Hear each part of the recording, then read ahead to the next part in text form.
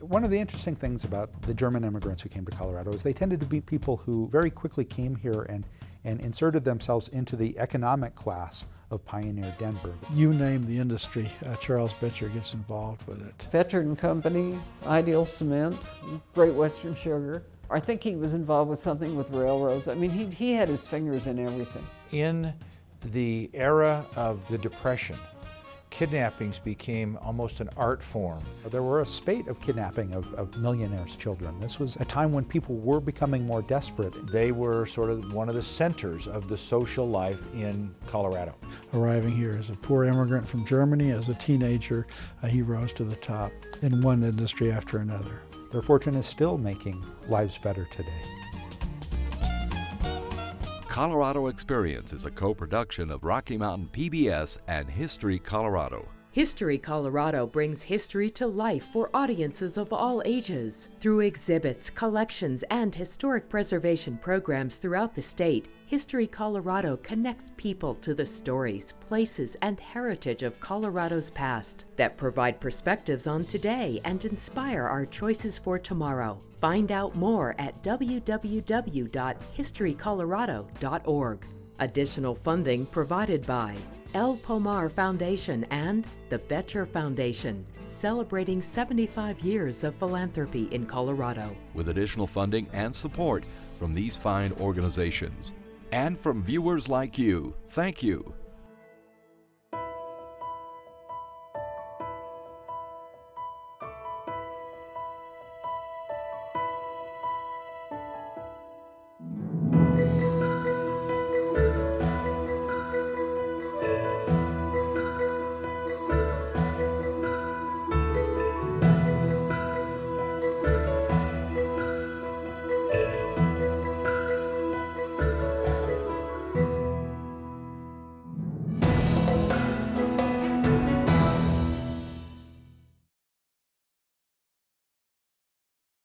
I remember him as a little girl. I remember being taken to see him at the Brown Palace Hotel, which is where he lived.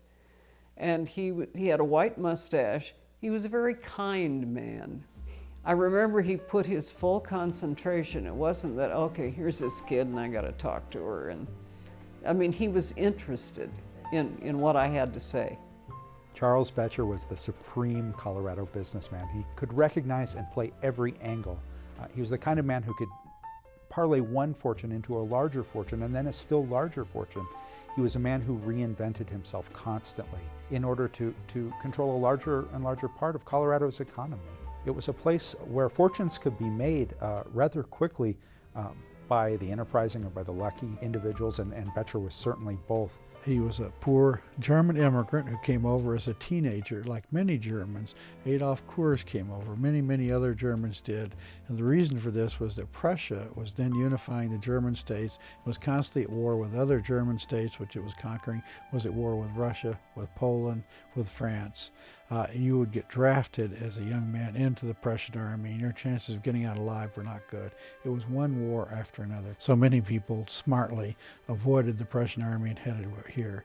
Charles Boettcher was one of those. His family had moved his older brother out of Europe to keep his older brother out of the army, so the same thing happened when Charles, he at 17, he graduated from gymnasium or high school in Germany, and he was put on the steerage of a boat and brought to America, where he got on a train and went to Cheyenne, Wyoming, looking for his older brother. He was part of a wave of German immigrants who came to Colorado in the 1860s and 70s.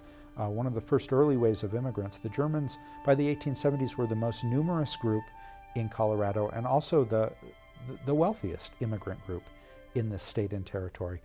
It speaks to the presence of Germans in Colorado that when our state constitution was created in 1876, it was printed both in Spanish and in German. I don't think he came thinking he was going to stay. I think he got here and all of a sudden said, why should I go back to Germany?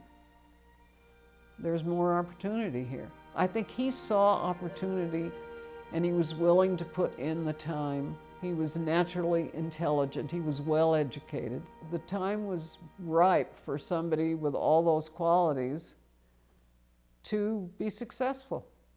His older brother Herman had come earlier as a teenager, and he'd gone to Cheyenne, Wyoming, set up a hardware store there. So Charles headed up to Cheyenne.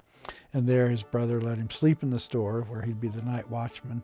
And also little Charlie Boettcher got paid a little bit, and he would loan it to other employees on Fridays when they were going out drinking and carousing. And he would stay home and work or read or avoid the evils that many young men succumb to. And then he would collect the money with interest. So early on he gets known as a pretty shrewd person. And eventually he and his brother bought out the owner of the store, and they expanded into other stores. And then the second one that Charles really opened was in Boulder on the Pearl Street Mall, and it still sits there today. It's now an ice cream shop, but across the top you can see the keystone that says Boettcher Hardware. And then came the silver boom in Leadville. And Charles Boettcher heads up there, and he doesn't get into mining like Horace Tabor and the other tycoons. He gets into hardware.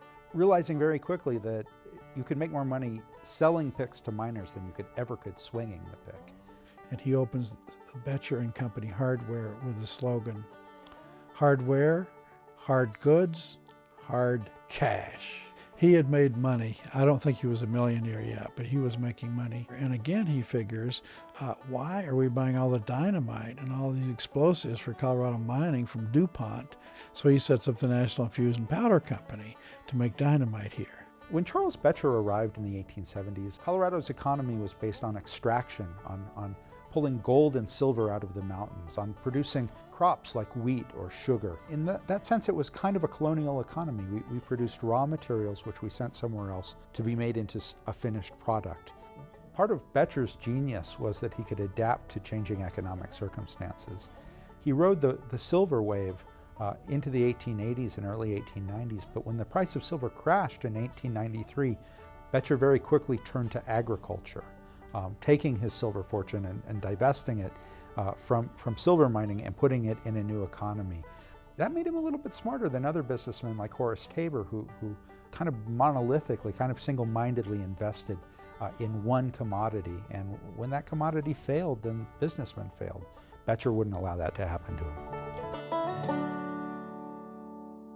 In the meantime, he has met Fanny, Augusta Cowan. But he and Fanny fall in love and they marry. So she's up there with him, and she says Leadville's no place to live. This 2-mile-high, hell-raising mining town, the wildest and highest of mining towns. So she persuades him to move to Denver and build a mansion at 12th and Grant in Denver. Charles came back as the silver boom declined to the Denver area and took his first trip, his first vacation as it were, back home to Germany at age 43.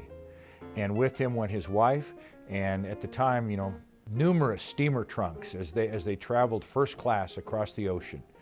And when he got to Germany, he discovered sugar beets growing in Germany, and he thought about eastern Colorado and where he had first come to, and realized that sugar beets could grow well in the climate in Colorado similar to Germany.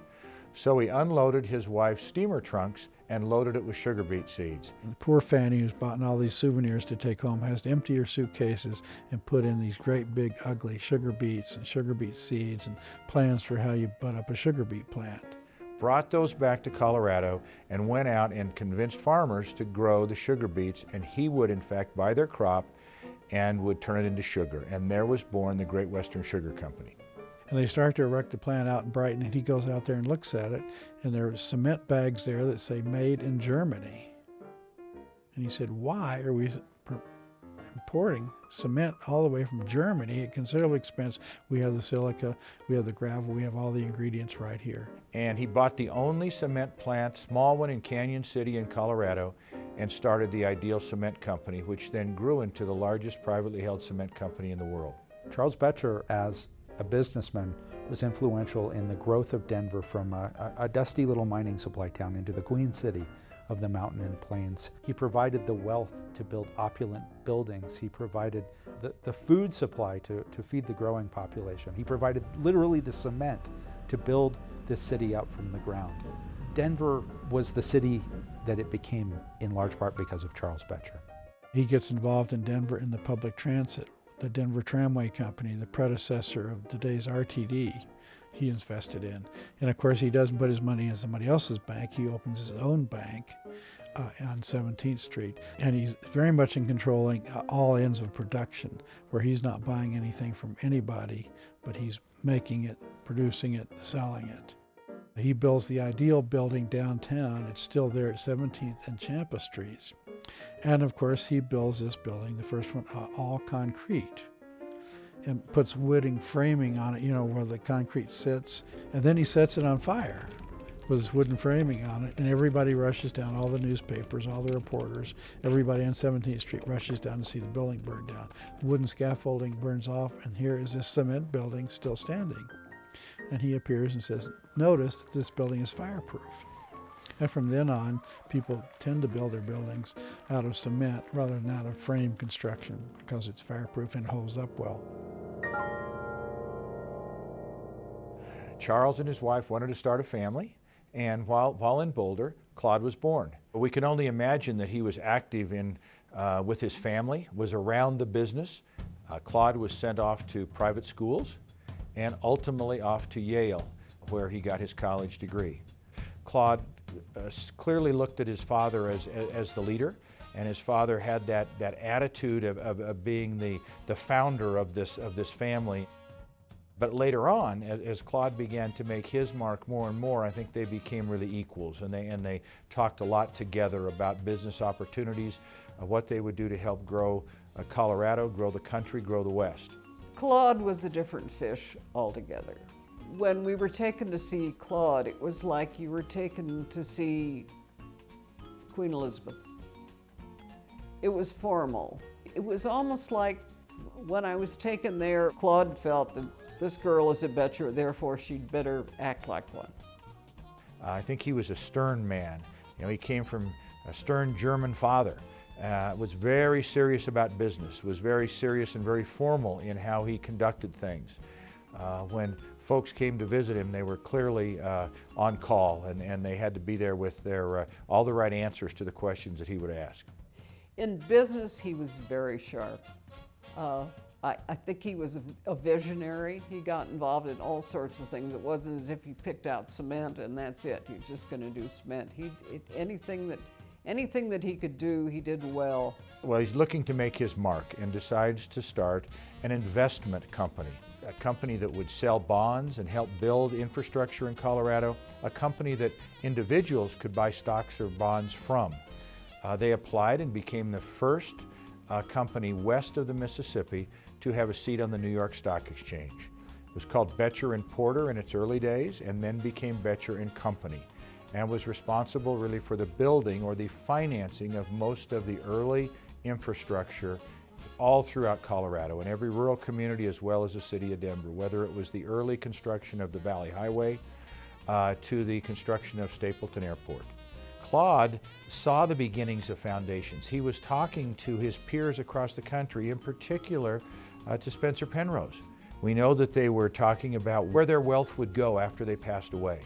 And so he went to his father and he said, we ought to give back this wealth that we've made in Colorado to the citizens of Colorado. This is where we got it from.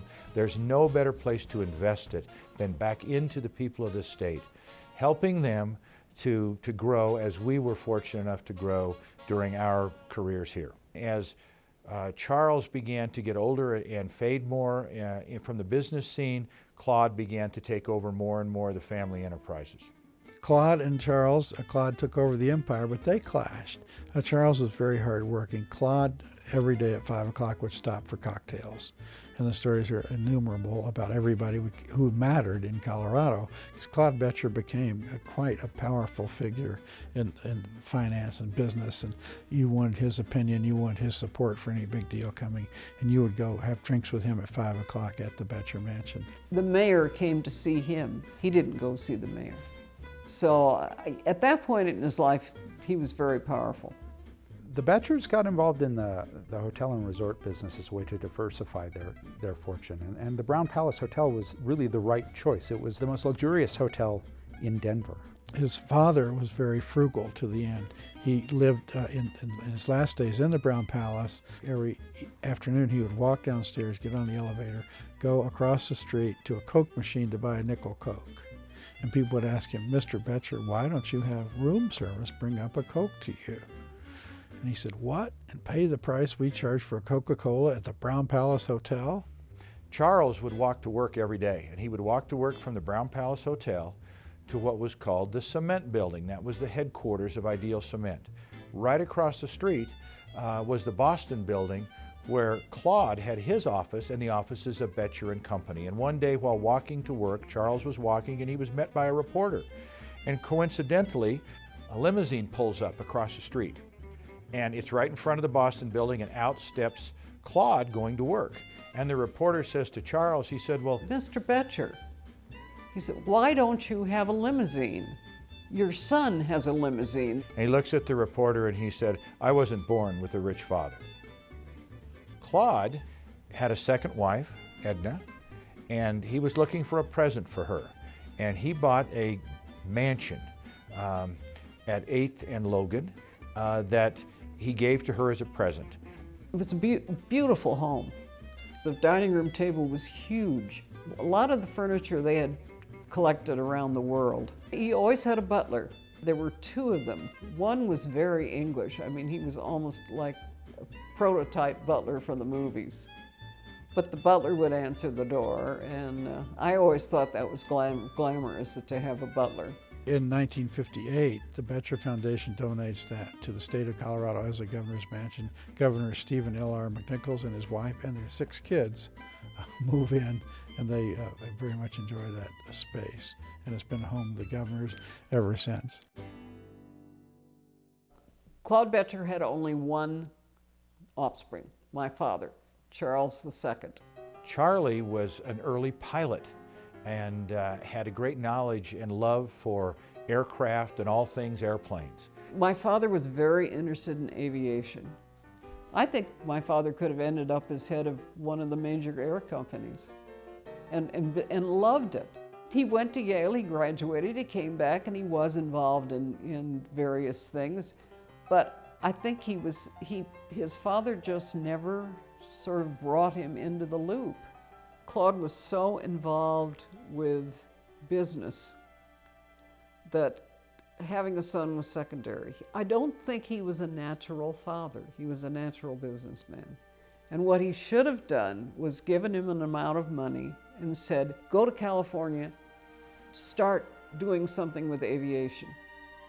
Why Claude never saw this, I don't know. He was certainly an extremely intelligent man. If he would have looked at the relationship with his father, he would have seen that his father brought him in and said, I want you to be a business partner with me, and we want to do all these things. He in turn should have said to his son, look, let's do this. He didn't. And you know, when somebody that's that important in your life sort of excludes you, you sometimes pick up bad habits, and the drinking was the bad habit. And I think part of that was the era. You look at pictures of my mother and my father, and he always has a drink in one hand and a cigarette in the other. I mean, it's not just them. In that era, in the 20s and 30s, everybody smoked, everybody drank. In the era of the Depression, kidnappings became almost an art form for criminals. And it was happening around the country, around the time that the Lindbergh baby was kidnapped, and that's one of the most famous kidnappings in American history. This was a time when people were becoming more desperate, and it became, if you will, a kind of a trend to try and make money by kidnapping wealthy children of millionaires. That was created by desperate people looking for an out. My mother and father were coming back. It was a Sunday evening, and they were coming back from going out to eat. They pulled into the driveway. A car pulled behind them. The guy gets out with a gun and says, "We're taking him. If you contact the police, we'll kill him." Well, she was smarter than that. She called Claude. A ransom note was presented to Claude, and he really oversaw the investigation. Claude took over. And I don't think Claude thought that the Denver Police Department was very efficient. So, I mean, he sort of got on their case and said, this is my son, and if you can't do it, I will hire people who can do it. The Boettcher kidnapping represented the gap between the haves and the have-nots in Denver society. Vern Sankey was a down-on-his-luck turkey farmer from South Dakota who was desperate enough to get in over his head by kidnapping one of the princes of Denver society, Charlie Boettcher. And it was strictly $60,000 ransom. And he was held in fact, he was held in South Dakota, Gan Valley. But they finally got him back, and they got almost all of the ransom back. Because of his knowledge of airplanes, he actually listened to planes going overhead, and at the time there weren't very many commercial airline flights. And by the fact that he knew that at the same time every day a plane came over, the FBI was able to help isolate where he was held by looking at flight records of where planes would be at that time of the day crossing across the United States. It's fortunate that that ended well, but for Vern Sankey it was kind of a catastrophe. Vern Sankey had the bad luck to become a major criminal right at the moment when the media revolution exploded in the United States. With the rise of mass production circulation, Sankey was unfortunate enough to become the FBI's first public enemy #1. It was an incident that I think shaped the family, as it would any family. They became more nervous about public appearances and being out in public with their own son being kidnapped. I think I was in high school before I realized that everybody didn't have bars on their windows. I mean, I took it for granted. Okay, there are bars on the window. My sister says that Neely Reynolds, who was the governess, she said that Neely was paid by Claude to report what was going on in the house directly to Claude, so he knew what was going on. In a way, I can't blame Claude. I mean, here's your son, and he's an alcoholic, and you want to make sure that your grandchildren are being raised and things aren't going on that you don't want to go on, and you can't come right out and ask. So what's your solution? You pay somebody who works there. I had a good relationship with my father. He took me to baseball games, which we shared. I remember I was a teenager and there was a small bookshop, so I wanted to go. And they told me, they said, you know, you can come in here and maybe work 2-3 days a week. And I told my dad, I said, oh, he said, no, you don't need the money. Somebody else does. That was the wrong answer. I've never held a paying job in my life. And that would have been a great experience. What he should have said is, you can work, but you have to give that money away. You can keep $10, but the rest of it you have to give away, and you can only work some. That would have made sense. Old great-grandfather, Charles I, was 96 when he died. Claude was 83 or 4. My father was 62, I think. So they seem to have lived shorter as the time went on. The Boettcher name is well known today because Charles and Claude Boettcher set up the Boettcher Foundation, which distributes its wealth, its good works, only here in Colorado. Charles Boettcher said, I made all my money in Colorado and all my fortune is going to go back to Colorado. So as you go around Colorado, you'll see the Boettcher Symphony Hall at the Denver Center for Performing Arts. You see a Boettcher Hall at the Denver Museum of Nature and Science. So he's done a lot of good for schools, for museums, for public institutions in Colorado. We know that they were about excellence. They were about merit. They were about people who worked hard. So we really believe we invest in people. You know, it may be a building, but it's the people that run the building, that bring that building to life, that they turn that building into what potential it has to make difference for individuals. The legacy to me is helping people to try to give back to Colorado what they had received, because there are people who need help.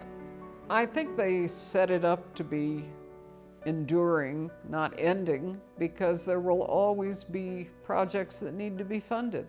There will always be young people who need to be educated. There will always be buildings that need to be built. That's not going to change. I can see this foundation 100 years from now being a viable entity, which is a real blessing to the state of Colorado and its people. Colorado was built up in large part through the Boettcher enterprises and the Boettcher fortune and the creation of the Great Western Sugar Company, which became a major sugar producer in the United States, and the Ideal Cement Company. But the Boettchers also had the vision to transform that fortune for the good of the public. It's really remarkable that the Boettchers made their fortune and then worked so hard to give so much of it back, and endowing charitable works and works designed to uplift Coloradans and Americans. Their fortune is still making lives better today.